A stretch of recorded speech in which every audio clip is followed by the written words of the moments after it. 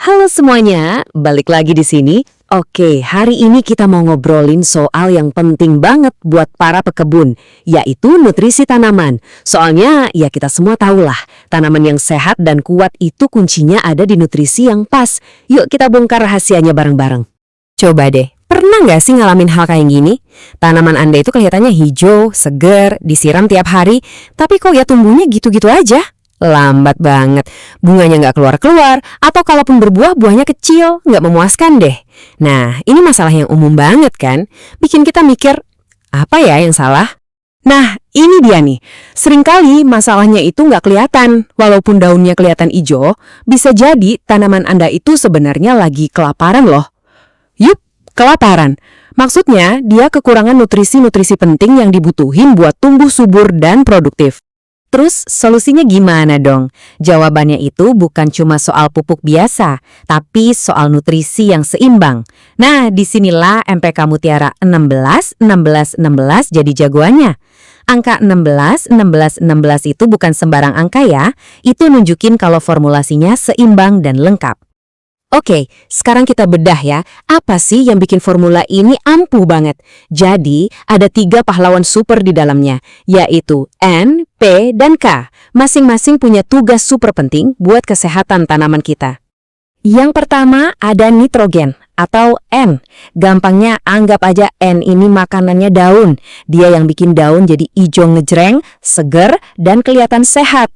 Jadi kalau mau tanaman kelihatan subur dari luar, ya ini kuncinya. Berikutnya ada fosfor alias P. Nah, kalau nitrogen tadi urusannya sama yang di atas tanah, si fosfor ini jagoannya di bawah tanah. Tugasnya adalah memperkuat akar.